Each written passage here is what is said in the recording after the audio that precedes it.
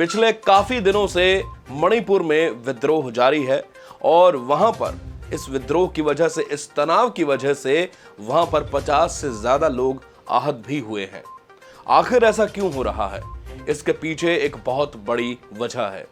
इसके पीछे किसी तरह का कोई षड्यंत्र रचा जा रहा है और आपको बता दूं कि यह षड्यंत्र आज का नहीं, कई सालों पहले रचा गया था और जिसका भुगतान लोगों को अब भुगतना पड़ रहा है।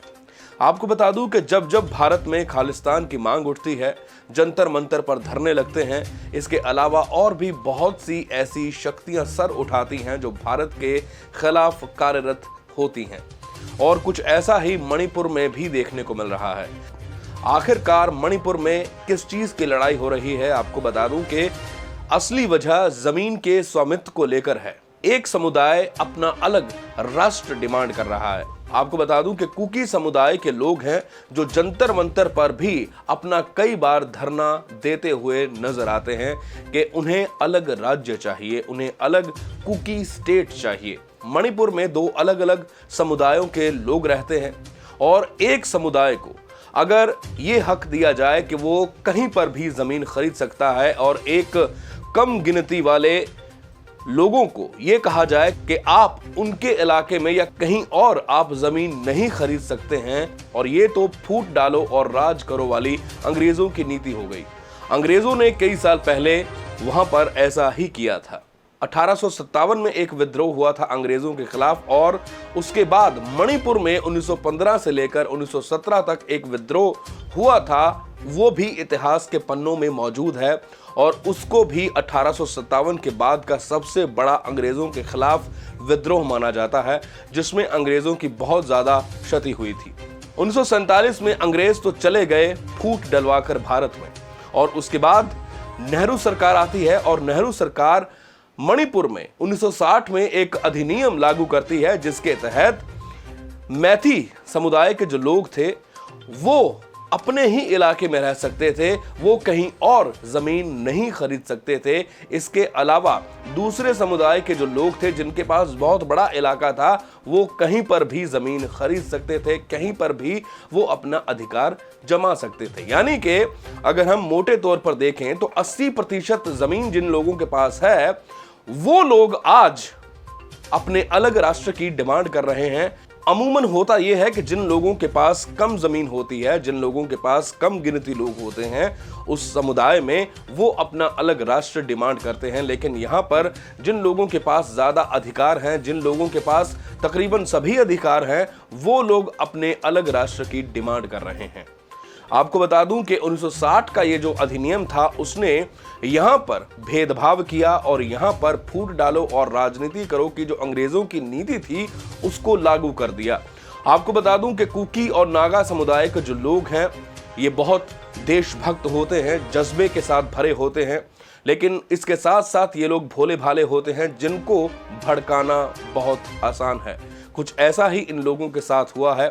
और आपको बता दूं कि मैथी समुदाय और कुकी समुदायों के बीच में ये जो विद्रोह चल रहा है, ये जो जंग चल रही है, उसकी वजह ये जमीन का स्वामित्व ही है, जमीन की हिस्सेदारी है, जमीन को लेकर ही ये लड़ाई हुई है। और इस लड़ाई को करवाने वाले आज चाहे इस जहान में नहीं हैं, लेकिन उनके बनाए हुए अधिनियम जो हैं वहां पर लागू थे।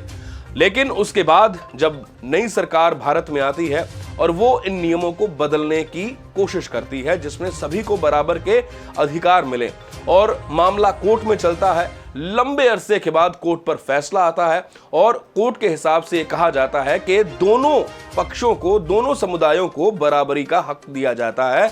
जो कम गिनती लोग हैं, जिनके पास कम अधिकार हैं, वो भी बाहर आकर जमीन खरीद सकते हैं, जंगलों से बाहर निकलकर वो भी जमीन खरीद सकते हैं। आपको बता दें कि वो भी शेड्यूल ट्राइबल के अंडर आते हैं, ये कानून ने कहा।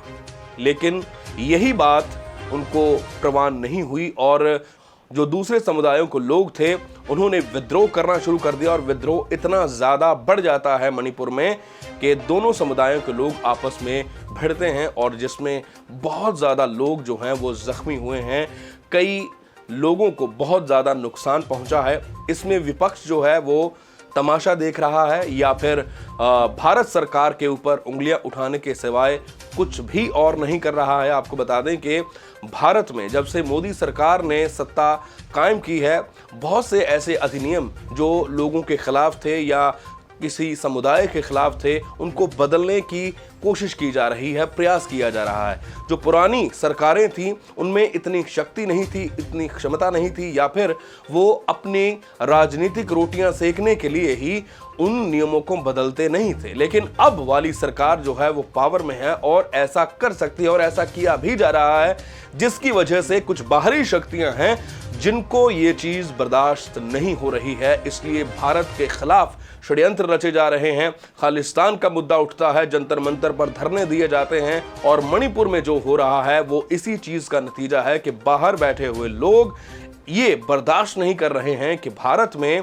लोग जो हैं वो शांति प्रिय ढंग से क्यों रह रहे हैं। इसीलिए जंतर मंतर पर भी धरने दिए जा रहे हैं और बार बार खालिस्तान की या मणिपुर में जो अब हो रहा है, ऐसी डिमांड्स जो है वो उठती हुई नजर आती हैं। आप सभी लोगों को ये समझने की जरूरत है कि आखिर ये हो क्यों रहा है, क्यों आखिर भारत को नीचा दिखाने की कोशिश की जा रही है, आखिर क्यों भारत के खिलाफ ये जो बाहर बैठे हुए लोग हैं, ये जो भारत विरोधी शक्तियां हैं, वो बार बार फन उठाती हैं और भारत को तोड़ने की कोशिश में जुटी हुई हैं। इस तरह की और ताज़ा तरीन खबरों के लिए आप जुड़े रहें HSN न्यूज़ के साथ और अभी सब्सक्राइब करें हमारा YouTube, Facebook और इंस्टा पेज।